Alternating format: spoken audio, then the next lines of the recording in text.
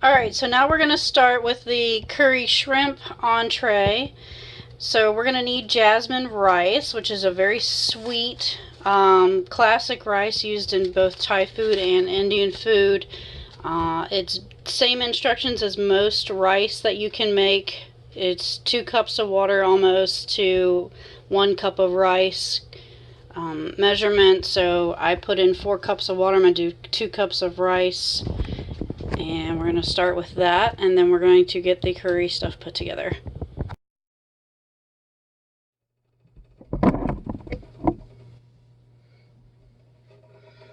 Alright, so I got 1 cup of jasmine rice in, another cup in, it's almost my whole bag.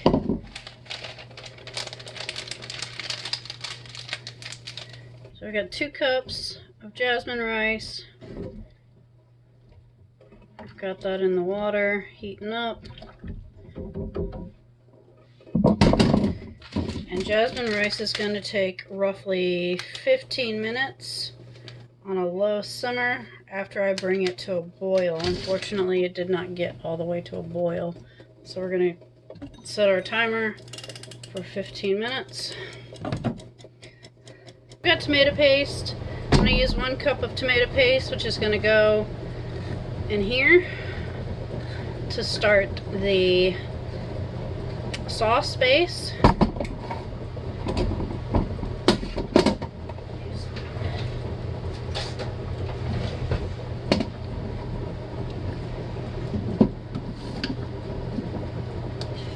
A lot of people use tomato paste, tomato sauce, a combination of both to make it thick.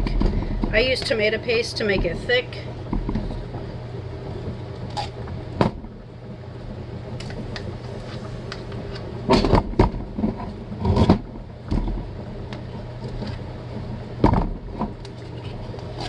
I don't know if that's a full container. I think it's almost a full can. But I use tomato paste because it makes it super thick.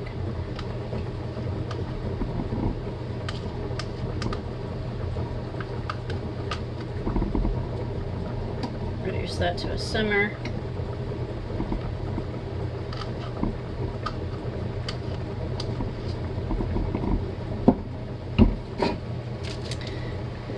I'm going to add in my creamer, which is going to be twice the amount of tomato paste.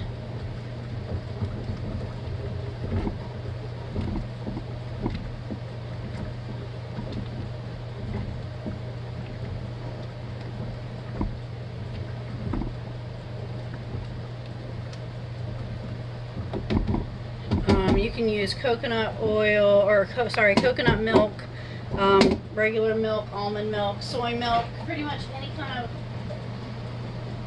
cream or milk base that you want to use. I am using a heavy whipping cream that does not want to open.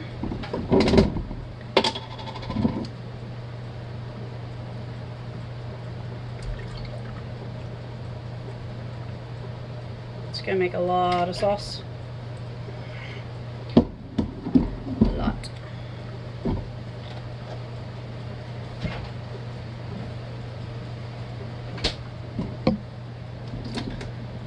Turn that on medium.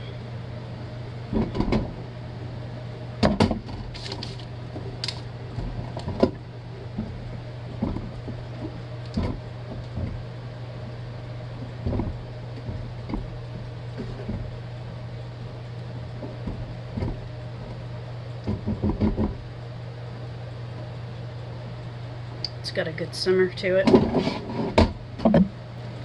What I'm going to do is, I made these yesterday. That's the seasoning packets. So I'm going to throw a seasoning packet in there.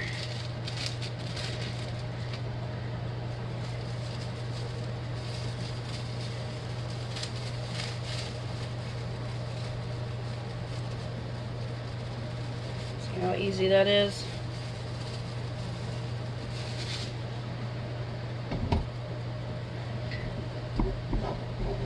Kind of get that going all together.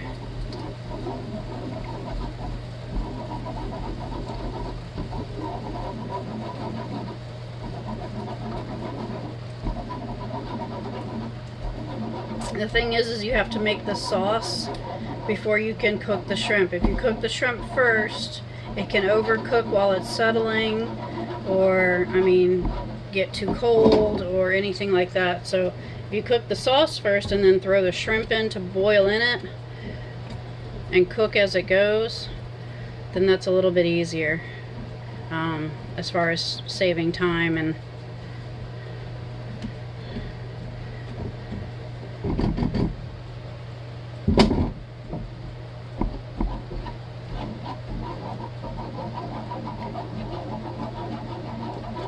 sorry, all the recipes will be in the description below, so if you want to write those down, feel free.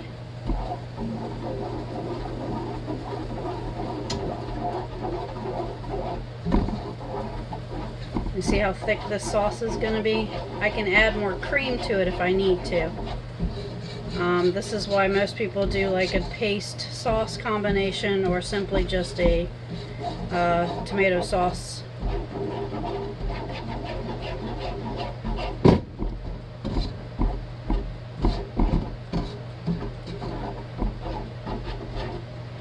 Let me taste it to see how well.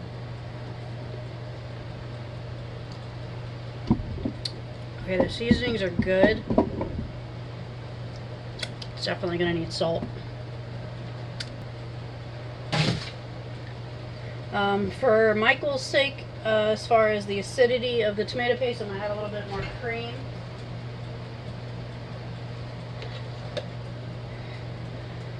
I'll do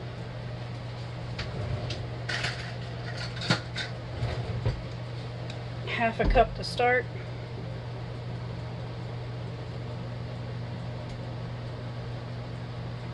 We'll see how that goes.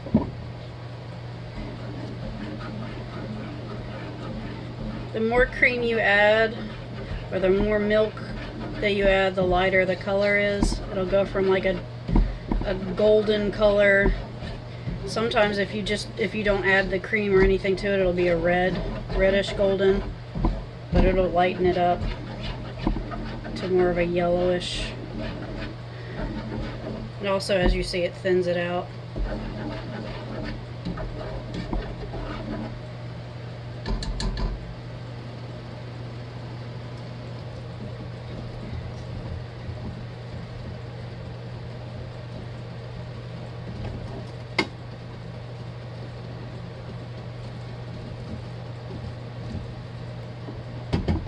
Alright, so I'm going to crank up the sauce a little bit. We've only got 4 minutes or so left on the rice. I'm going to crank up the sauce. And I'm going to throw the shrimp in and put a lid on top.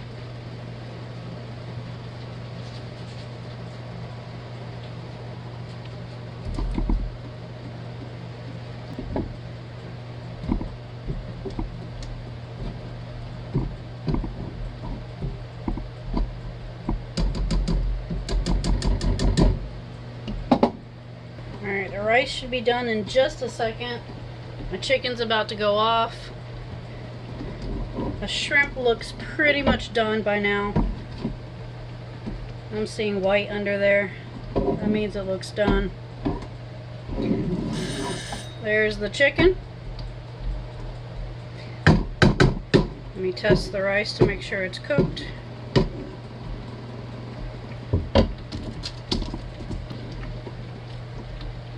Oh yeah, that's cooked.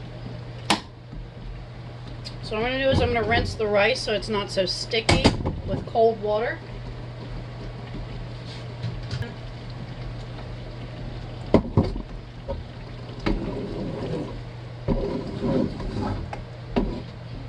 Alright, so we got some rice.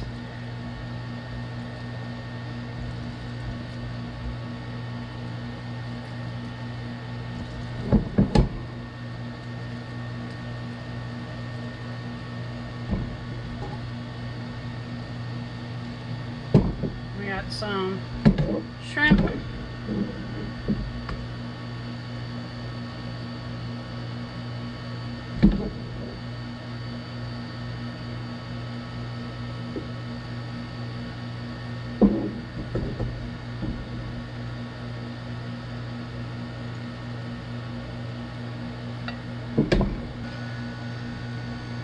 there you have it. Curry shrimp. Alright guys, so I do have a curry powder. And I'm going to tell you the ingredients of this really quick. It says coriander, fenugreek, turmeric, cumin, black pepper, bay leaves, celery seed, nutmeg, cloves, onion, red pepper, ginger. Now, this isn't what I normally use in curry powder. I grabbed this as a one-off kind of thing.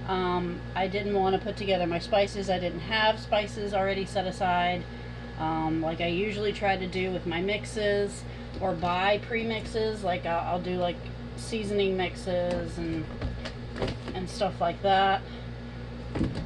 But there are people that are allergic to coriander. Fenugreek I'm okay with. I take fenugreek seed stuff. Everything on here I'm okay with. I'm not a big fan of onion and cloves thrown in mine.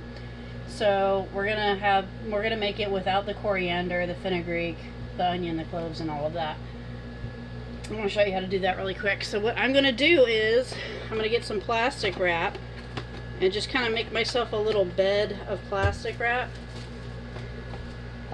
I hate it when it rolls up like that, don't you? So we're gonna do this. Just make a little bed of plastic wrap. We're going to put the seasonings here and then just kind of twist it together, and then we're going to put a couple of packets in my little Ziplocs and store them away for when I need them. Alright, so what we're going to do is we're going to start off with ground cumin, and you're going to do 2 tablespoons of ground cumin. Now I can't find my tablespoon measure. I have no clue where both of them went. I had both a red one and a black one. I'm going to have to go buy me some more spoon measurers. So I've got a half tablespoon measurer, so I'm going to need 4 of these.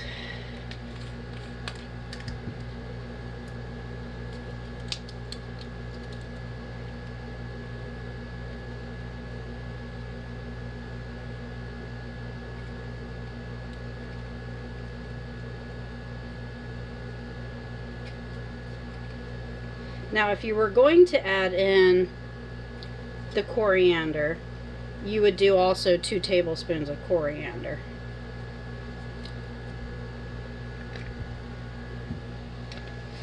Alright, and so we're going to do turmeric next, and turmeric is 1.5 tablespoons. And I do have an open thing of ground turmeric already, so I'm going to grab that. I like having extra turmeric around. Turmeric is good for arthritis and stuff, so I'll put it on like my eggs or something like that. I'm a big fan of turmeric. So 1.5 tablespoons, that's half, 1, and that pretty much empties my jar there.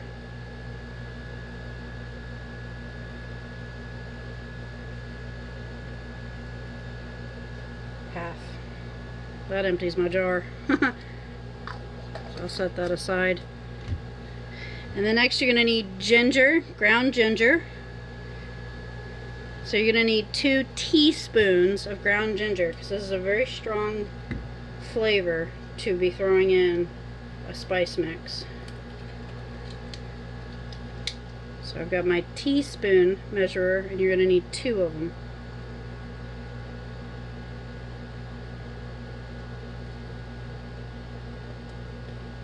That does not want to level off.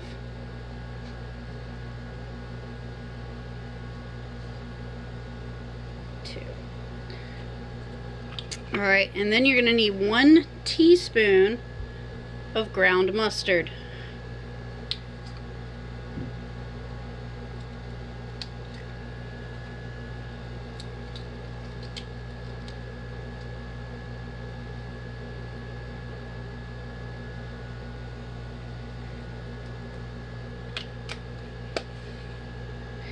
You're going to do half a teaspoon of just black pepper, ground black pepper.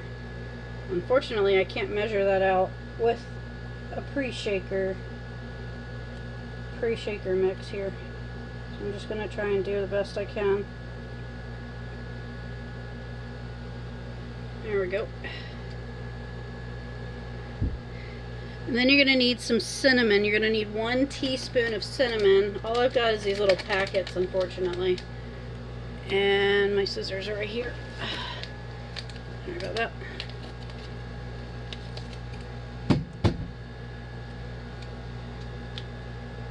You're going to do 1 teaspoon. Actually, that's a half. We're going to do 1 teaspoon of ground cinnamon.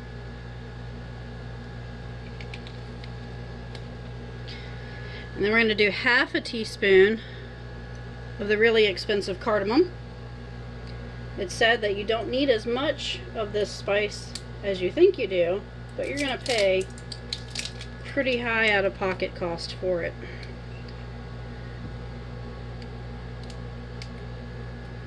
So half a teaspoon.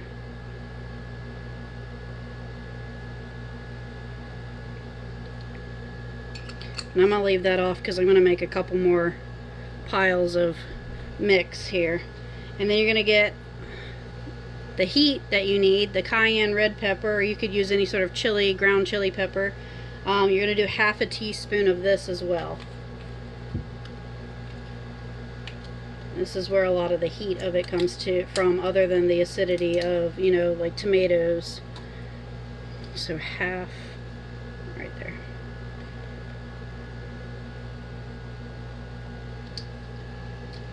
There we go. And that is how you make a curry powder mix without coriander and all the extra stuff, the fenugreek, the nutmeg, etc. I mean, you can make it that way, but this is how I make it. It's still a lot of seasoning that you can use. And I pre-make the bags the best I can. Join the sides up. Let it kind of hang for a second. Twist it up. And when you're ready to make curry, you just unwrap it and throw in all your spices. Alright, so I'll catch you guys at another time. Thank you all for tuning in.